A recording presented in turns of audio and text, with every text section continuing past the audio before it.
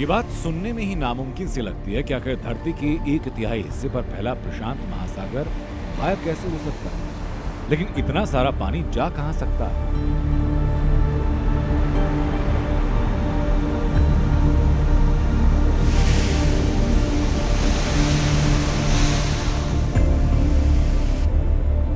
इस समुद्र का 90% हिस्सा रहस्य है, यानी पूरे महासागर की थाह किसी ने नहीं लगाई।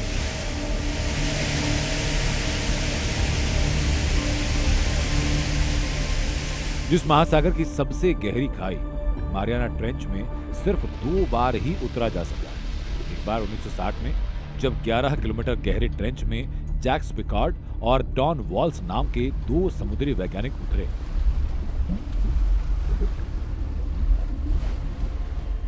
उसके 52 साल बाद मशहूर फिल्म डायरेक्टर जेम्स कैमरून अपनी डीप सी चैलेंजर पनडुब्बी के साथ मारियाना ट्रेंच की सतह तक गए। लेकिन वहां की दुनिया देखकर जो बयान किया, उससे महासागर को लेकर रहस्य और गहरा गया।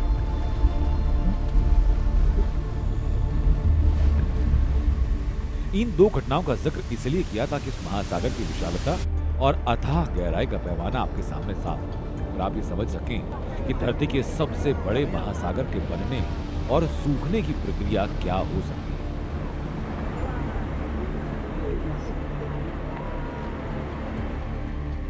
ऑस्ट्रेलिया की कार्डिन यूनिवर्सिटी की यह रिपोर्ट नेशनल साइंस रिव्यू में छपी है। इस रिपोर्ट में दावा कि प्रशांत महासागर का निर्माण जिस तरह हुआ, उसी तरह ये धरती से गायब भी हो जाएगा।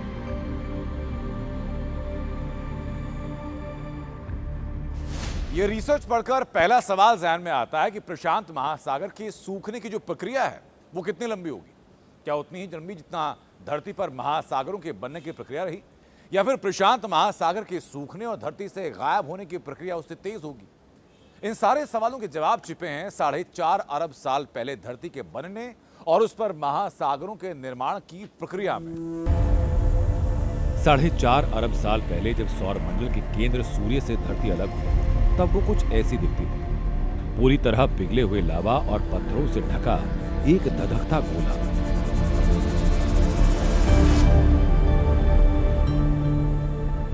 वैज्ञानिक शोध के मुताबिक अगले 1 करोड़ साल तक धरती ऐसे ही धधकती रही, सूर्य के इर्द गिर्द घूमती रही। इस दौरान अंतरिक्ष से उल्कापिंड और क्षुद्र ग्रह धरती से टकराते रहे। इस टक्कर के दौरान अंतरिक्ष से कुछ ऐसी चट्टानें धरती पर गिरी जो बर्फीली थी। धरती पर पानी ऐसे ही आया। वो पानी धधकती धरती के ताप की वजह से भाप बना और उसी भाप से बारिश। कुछ नए शोध ये बताते हैं कि धधकती धरती की अंदरूनी चट्टानों में भी पानी के घटक हाइड्रोजन छिपे थे, जो ज्वालामुखी विस्फोट के साथ बाहर आए और आसमान में फैली ऑक्सीजन से भरे भाप से मिलकर पानी बना। हाइड्रोजन और ऑक्सीजन के इस व्यापक मेल की वजह से धरती पर लाखों वर्षों तक बारिश होती रही। यही पानी धरती के गड्ढों में भरा और बड़े जलकुंडों का निर्माण हुआ। आज से 20 करोड़ साल पहले धरती एक पिंड थी जिसे पैंजिया कहा जाता है। 18 करोड़ साल पहले जुरासिक काल में पैंजिया टूटकर 2 हिस्सों में बंटा। पहले हिस्से का नाम लॉरेशिया और दूसरे का नाम गोंडावना लैंड। उत्तर के लॉरेशिया और दक्षिण के गोंडवाना लैंड के बीच एक ही सागर था। धरती के पहले समुद्र का नाम था टिथस, जिससे बाकी के महासागर बने। टिथस सागर पैंथलासा नाम के सुपर ओशन का हिस्सा था जो पैंजिया के चारों तरफ फैला था।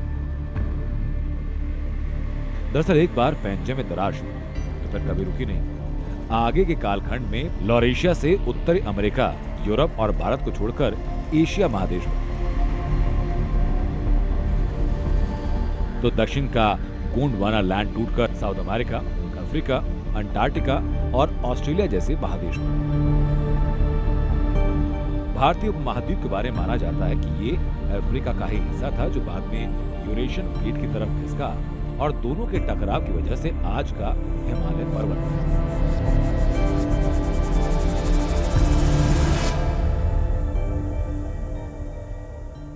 धरती पर महासागरों के बनने की कहानी दरअसल पैंजिया के टूटने के साथ ही शुरू होती है।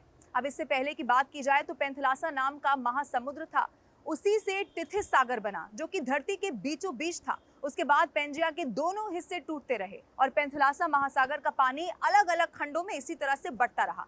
प्रशांत सागर की बात की जाए तो उसे उसी पेंथलासा का बचा हुआ हिस्सा माना जाता है। तो क्या जैसे पेंथलासा का नामो निशान मिट गया, वैसे ही प्रशांत महासागर गायब होने वाला है? बल्कि उस काल के महासमुद्र पेंथलासा के पेट में दरार पड़ती।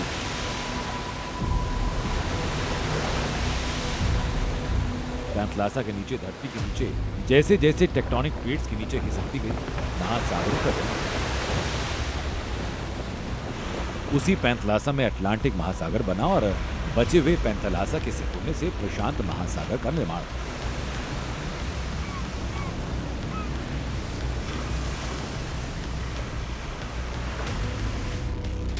धरती के उत्तरी से दक्षिणी ध्रुव के बीच फैले अटलांटिक महासागर को फैला देखकर आपको लग सकता है कि धरती का सबसे बड़ा जलाशय है। अगर ये भौगोलिक तथ्य जानकर हैरान रह जाएंगे कि अटलांटिक महासागर में प्रशांत महासागर के मुकाबले आधा पानी। इसकी वजह है प्रशांत महासागर की गहराई और ग्लोब के पूरब से पश्चिम तक इसका विस्तार। लेकिन प्रशांत महासागर की यही गहराई इसके वजूद के सामने बड़ा संकट बनकर खड़ा होने वाली है।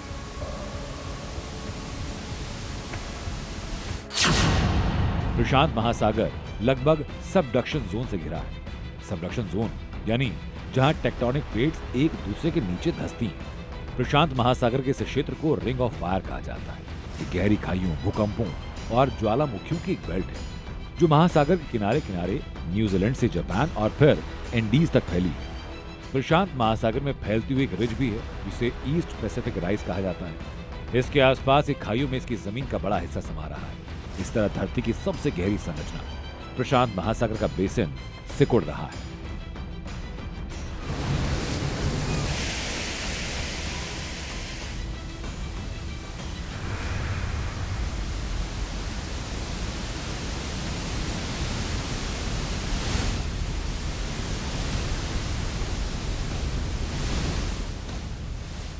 प्रशांत महासागर के सिकुड़ने की प्रक्रिया को आप छोटे पैमाने पर समझ सकते हैं। ये मान लीजिए कि आपने किसी धातु के ग्लास में पानी भरा, लेकिन उसके नीचे की सतह दो हिस्सों में बंटकर एक दूसरे के ऊपर चढ़ने लगी, तो इससे ग्लास की गहराई कम होगी। समय के साथ वो उथला होता जाएगा और एक वक्त ऐसा आएगा जब ग्लास अपने मूल स्वरूप में नहीं रह जाएगा। अगर ऐसा प्रशांत महासागर के साथ होना शुरू हो चुका है तो सवाल ये कि धरती से इसके गायब होने में कितना वक्त लगेगा। करीब 16 करोड़ किलोमीटर के दायरे में फैला प्रशांत महासागर जाहिर है इतनी जल्दी गायब नहीं होगा। कम से कम एक इंसान के जीवन काल में तो कतई नहीं। जैसे इस महासागर के निर्माण में करोड़ों साल का वक्त लगा, उसी तरह इसका अंत भी होगा। शुरुआत प्रशांत महासागर की गहराई में शुरू हो चुकी है। वैज्ञानिक रिपोर्ट में कहा गया कि इन्हीं गहरी खाइयों में महासागर अपनी चरम स्थितियों तक पहुंचता है। इसके पश्चिमी हिस्से में जो मारियाना ट्रेंच है वो धरती पर ज्ञात सबसे गहरी जगह है। लेकिन ये वो सबडक्शन जोन है, यानी एक ऐसा जोड़ जहां प्रशांत महासागर की परत नीचे की ओर मुड़कर भीतर वापस खिसक रही है।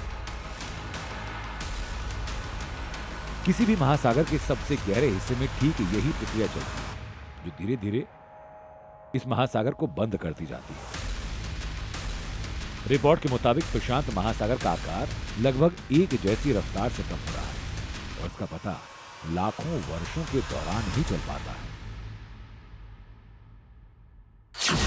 ऐसा होने से महाद्वीप का एक साथ मिलकर अमासिया नाम का एक नया महाद्वीप बनाएंगे, क्योंकि तब अमेरिका और एशिया आपस में जुड़ जाएंगे। ऑस्ट्रेलिया पहले से ही लगभग हर साल 7 सेंटीमीटर की रफ्तार से एशिया की ओर बढ़ रहा है। हालांकि यह भी वैज्ञानिक सिमुलेशन है, यानी प्रशांत महासागर की प्लेट में बदलाव से जुड़े भौगोलिक संकेतों पर आधारित एक अनुमान है।